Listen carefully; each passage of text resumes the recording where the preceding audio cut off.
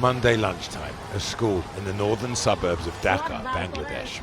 A deafening noise, a huge explosion, then jet fuel and flames several stories high. A military plane's just crashed, shortly after taking off. We now know killing dozens, most of them children.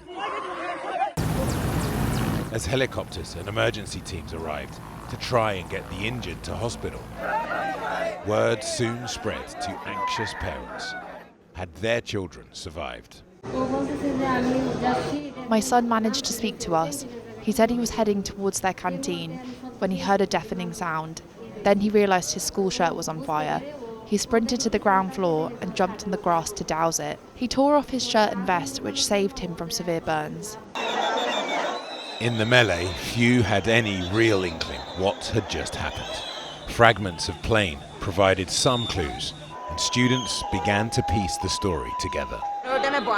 We have two playgrounds, one for the seniors and one for the juniors. We were in the senior playground. Suddenly, one of the two fighter planes crashed here. There was a boom and we felt a quake, and it caught fire. A Chinese-made F-7 training jet had developed a mechanical fault within moments of getting airborne. Dhaka is one of the most, if not the most, densely populated cities in the world. The Bangladeshi armed forces saying the pilot had tried to guide the plane to a less built-up area, the milestone school campus lying near lakes in a park, but the pilot too had died in the crash. Huge crowds gathered at the scene as hospitals began to fill with the severely burned. The public offering to donate blood, some of it rare. The head of Bangladesh's interim government almost lost for words. The training aircraft crashed and fell onto these innocent children. They were burned to death in the fire. What answer can we give their parents? What can we possibly say to them? We can't even answer ourselves. A gaping hole today where parts of the plane had careened through a teaching block. School books, poignant reminders of the victims here. This young girl, mourning, just one of those missing.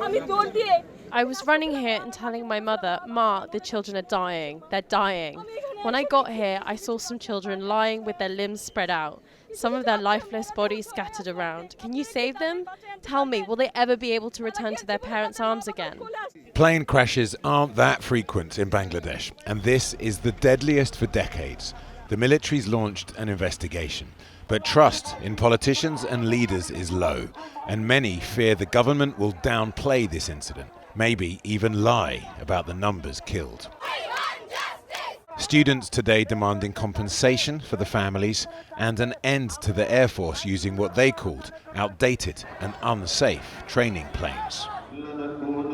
Prayers at Dhaka's huge national mosque this morning were for the victims and survivors of yesterday's crash.